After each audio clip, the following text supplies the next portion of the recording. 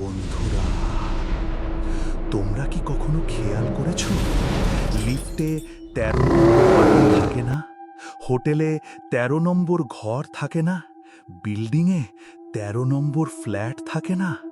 কেন? কারণ ১৩ অশুভ, এটা সবাই জানে। কিন্তু আজকে আমি তোমাদের এমন একটা গল্প বলবো যেখানে ১৩ নম্বর ফ্ল্যাট ছিল, তারপর সিল করে দেওয়া হলো, দেয়াল তুলে ঢেকে দেওয়া হলো, যেন ছিলই না কখনো। কিন্তু প্রতি ৫ বছরে রাত ১টা ১৩ মিনিটে সেই দরজা আবার দেখা দেয়, আর যে সেই দরজা খোলে সে আর ফেরে না। আজকের গল্পের নাম ১৩ নম্বর ফ্ল্যাট। তো বন্ধুরা, হেডফোন লাগাও, লাইট বন্ধ করো, আর একটু কাছে এসো, কারণ এই গল্প ফিস ফিস করে বলতে হয়। জোরে বললে ওরা শুনে ফেলবে। তুমি এসেছো। কলকাতা, ডিসেম্বর মাস, ২০২৪ সাল। হাওড়া স্টেশনে ট্রেন থামল। ভিড়ের মধ্যে একটা ছেলে নামল। নাম অর্ক সেনগুপ্ত। বয়স ২৬। হাতে একটা ব্যাগ, কাঁধে একটা ল্যাপটপ ব্যাগ। অর্ক দুর্গাপুর থেকে এসেছে। আইটি কোম্পানিতে নতুন চাকরি পেয়েছে। স্যালারি ভালো, কিন্তু কলকাতায় থাকার জায়গা নেই। সে অনলাইনে একটা ফ্ল্যাট দেখেছিল, ভাড়া অবিশ্বাস্য রকম কম, দক্ষিণ কলকাতায়, গড়িয়াহাটের কাছে। একটা পুরনো বিল্ডিং, নাম শ্রীকৃষ্ণ ম্যানশন। অর্ক অটো নিয়ে ঠিকানায় পৌঁছালো। বিল্ডিংটা দেখে সে একটু থমকে গেল।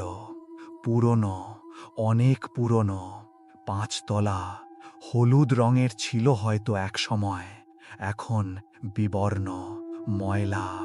দেয়ালে জায়গায় জায়গায় ফাটল, কিছু জানালার কাঁচ ভাঙা। পুরো বিল্ডিংটায় একটা ভারী ভাব, যেন বিল্ডিংটা নিজেই ক্লান্ত। অর্ক ভাবল, ভাড়া কম তো এই জন্যই, পুরনো বিল্ডিং, কিছুদিন থাকি, পরে ভালো জায়গা দেখে চলে যাব। সে ভেতরে ঢুকল।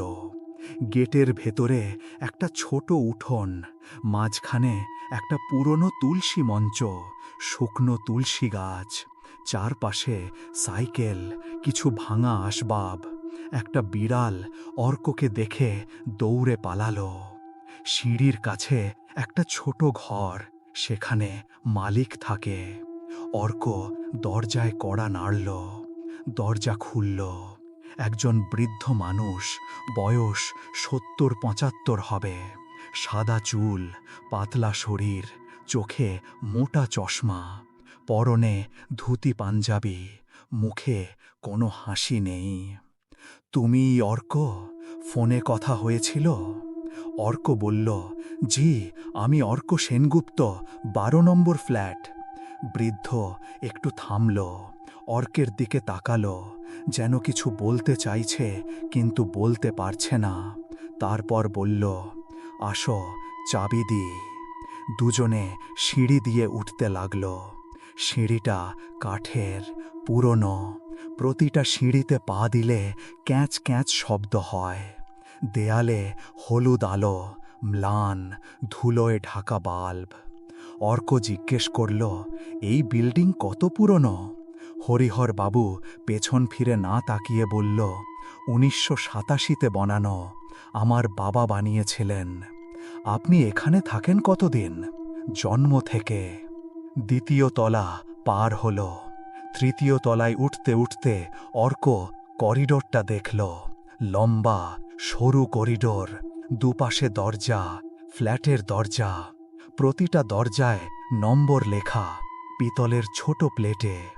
অর্ক হাঁটতে হাঁটতে নম্বরগুলো দেখল, ১, ২, ৩, তারপর ১০, ১১, ১২। ১২র পরে ১৪। অর্ক থামল। হরিহর বাবু ১৩ নম্বর কোথায়? হরিহর বাবু থামল, ঘুরে তাকালো। তার চোখে কিছু একটা ছিল, ভয়, সতর্কতা। অর্ক বুঝতে পারল না। বৃদ্ধ ধীরে বলল, ১৩ অশুভ নম্বর, তাই রাখিনি। পজ। অর্ক হাসল। আপনি বিশ্বাস করেন এসব? হরিহরবাবু হাসল না, শুধু বলল, বিশ্বাস করি কি না সেটা জরুরি না। জরুরি হল ১৩ নম্বর ফ্ল্যাট নেই, এটুকু মনে রেখো। অর্ক খেয়াল করল ১২ আর ১৪ নম্বর ফ্ল্যাটের মাঝখানে একটা জায়গা আছে, দেয়াল। কিন্তু দেয়ালটা বাকি দেয়ালের সাথে মিলছে না, রংটা একটু আলাদা, যেন পরে তোলা হয়েছে। চ্যাপ্টার 2, নতুন ঘর। হরিহর বাবু ১২ নম্বর ফ্ল্যাটের দরজা খুলল। অর্ক ভেতরে ঢুকল। ফ্ল্যাটটা ছোট, একটা বসার ঘর, একটা শোবার ঘর, রান্নাঘর, বাথরুম, আনফার্নিশড, শুধু দেয়াল আর মেঝে। দেয়াল সাদা ছিল এক সময়, এখন হলদেটে, জায়গায় জায়গায় দাগ, কিছু জলের দাগ, কিছু অন্য কিছু। মেঝে মোজাইক টাইলসের, কিছু ফাটা।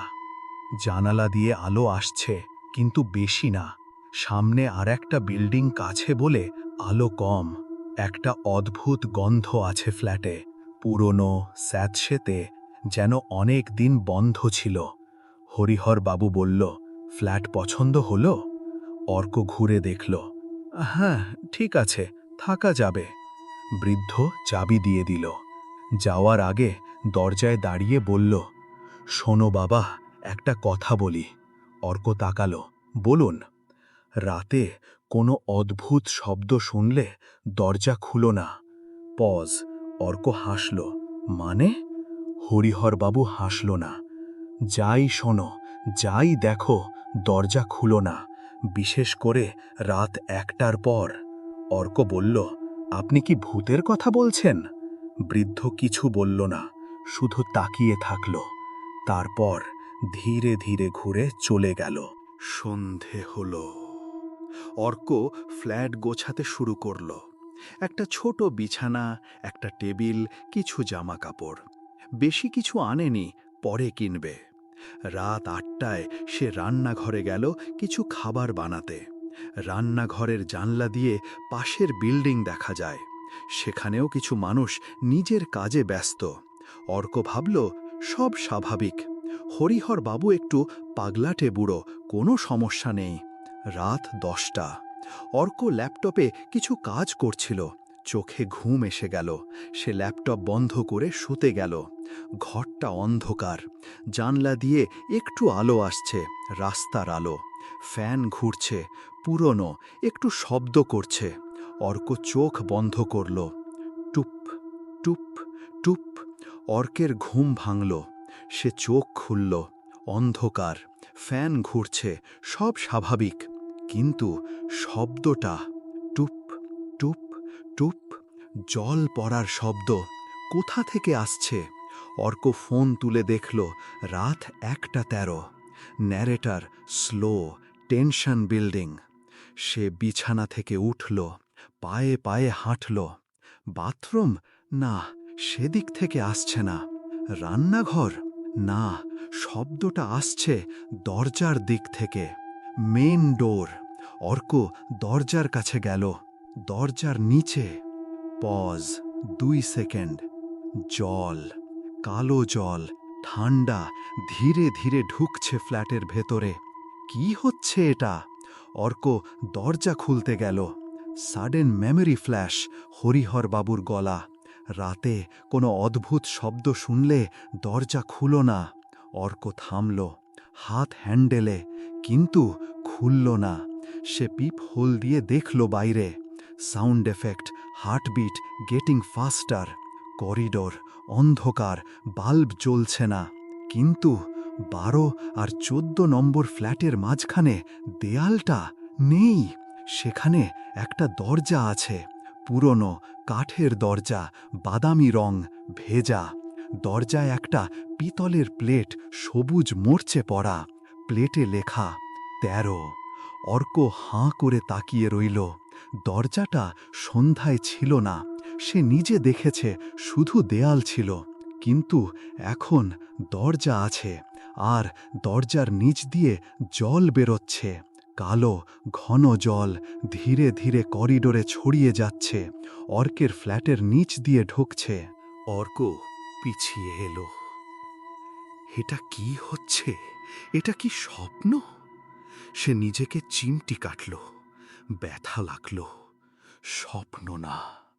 সে আবার পিফল দিয়ে দেখল, দরজা অর্ধেক খোলা। আগে বন্ধ ছিল, এখন অর্ধেক খোলা। ভেতরে শুধু অন্ধকার, গভীর ঘন অন্ধকার।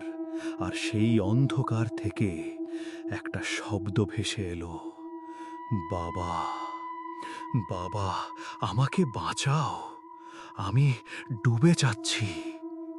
অর্কের হৃদস্পন্দন থেমে গেল একটা মুহূর্তের জন্য।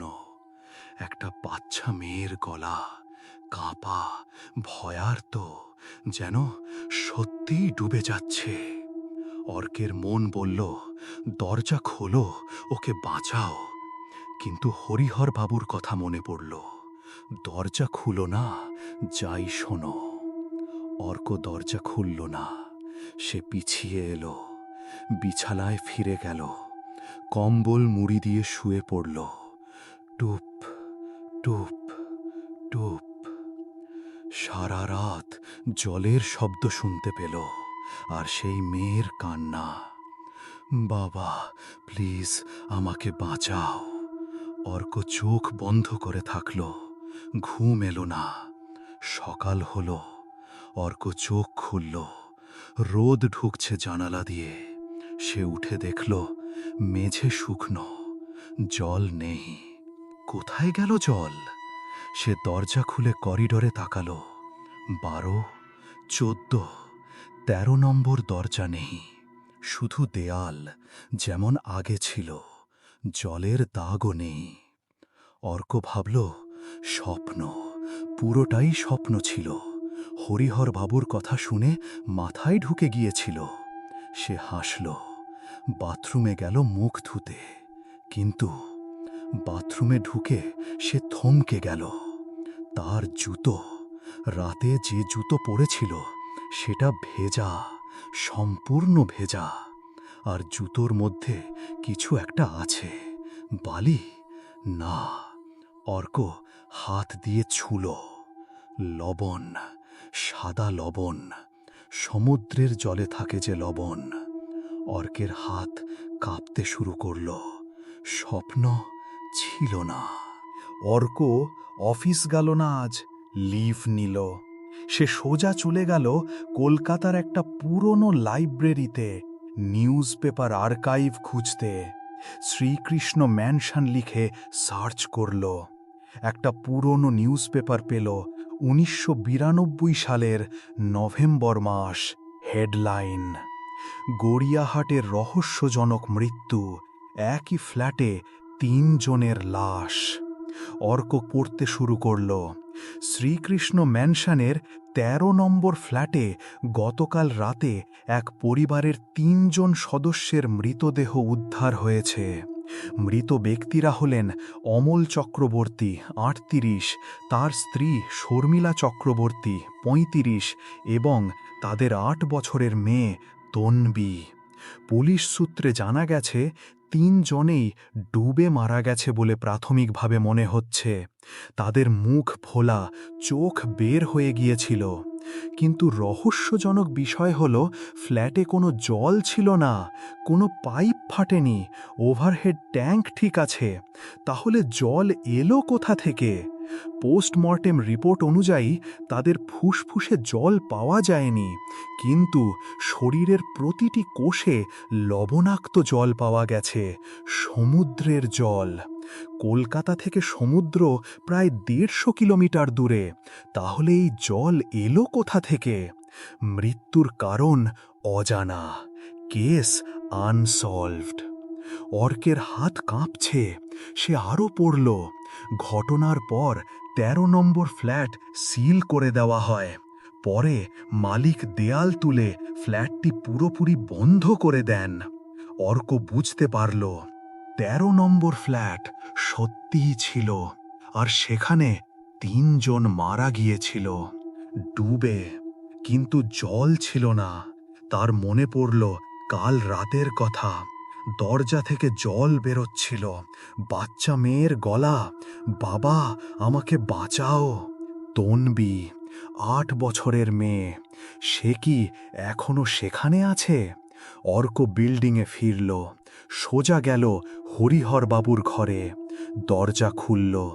হরিহরবাবু দেখেই বুঝল অর্ক জেনে গেছে। বৃদ্ধ বলল, ভেতরে এসো। হরিহরবাবুর ঘরটা ছোট, অন্ধকার।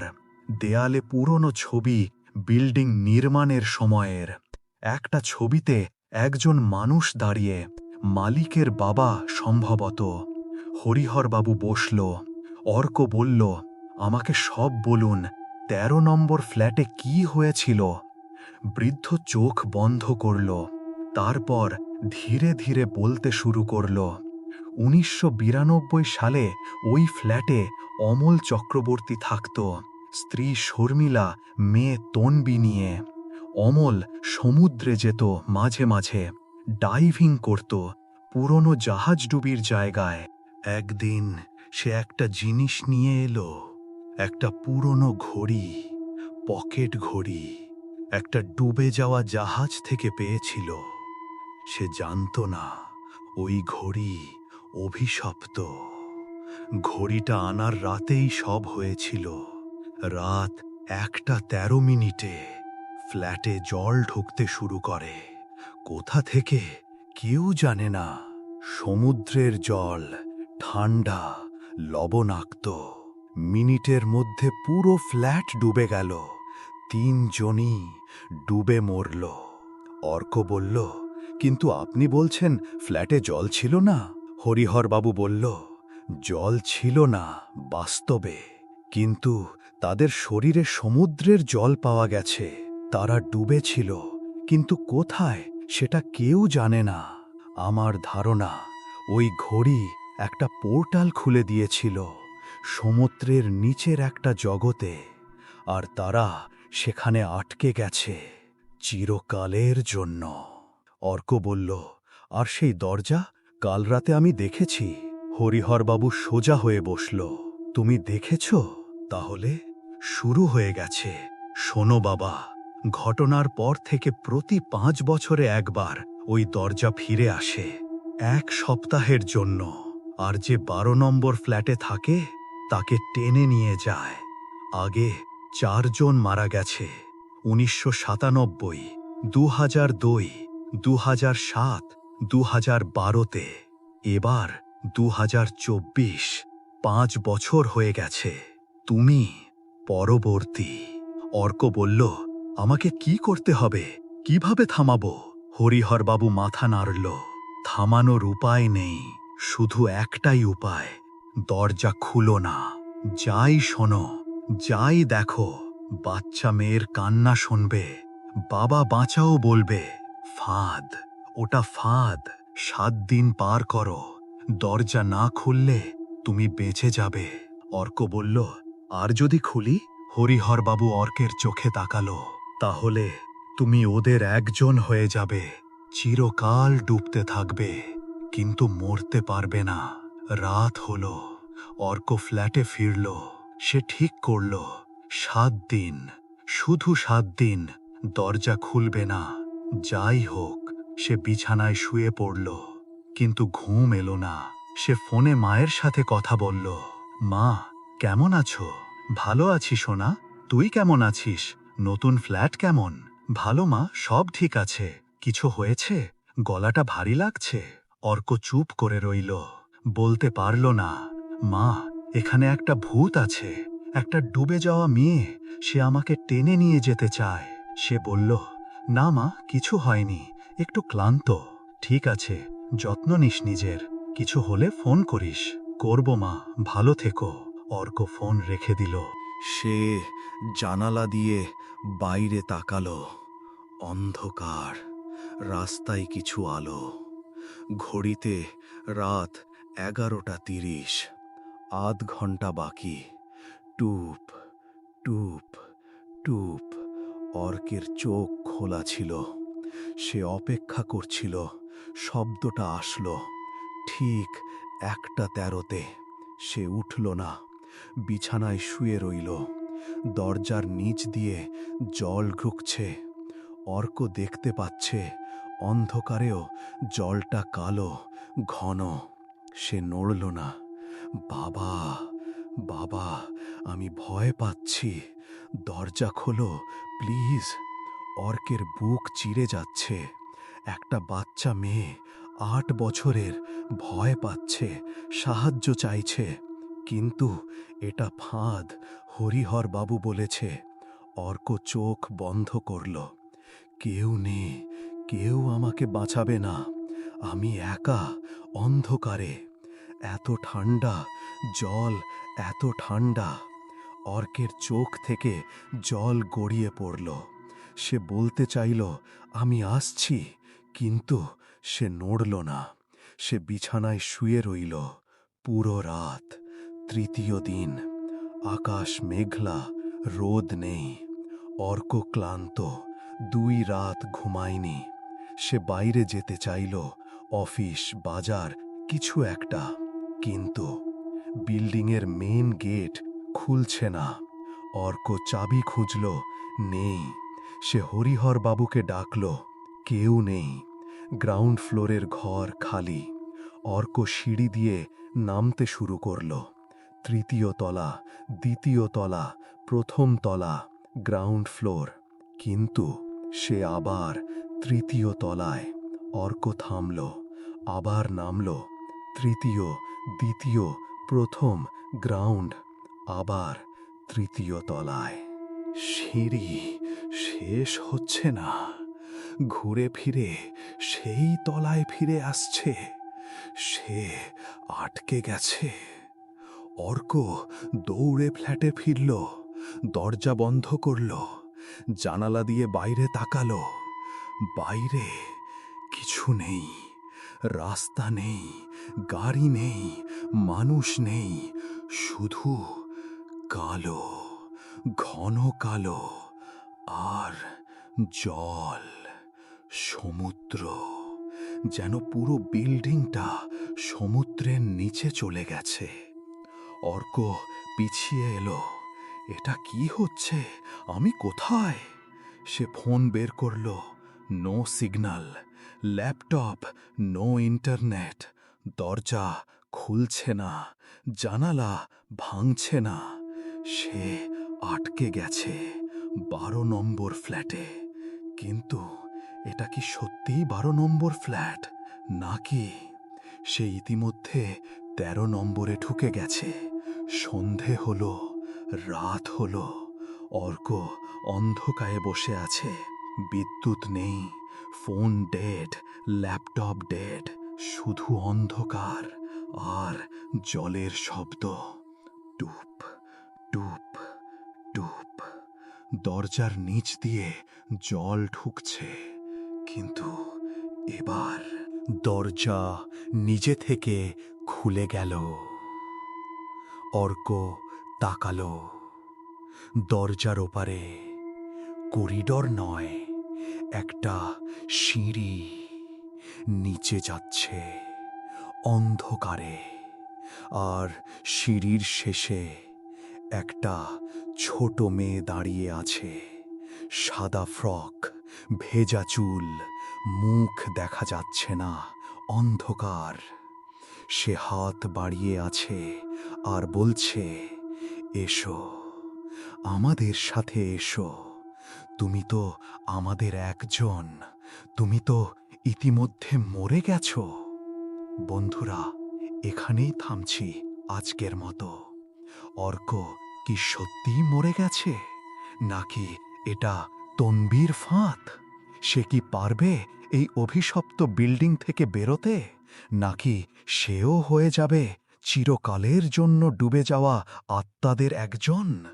জানতে হলে দেখো 13 নম্বর ফ্ল্যাট পার্ট 2, যেখানে অর্ক ঢুকে পড়বে 13 নম্বর ফ্ল্যাটের ভেতরে, আর জানবে আসল সত্য, যে সত্য শুনলে তোমাদের ঘুম উড়ে যাবে।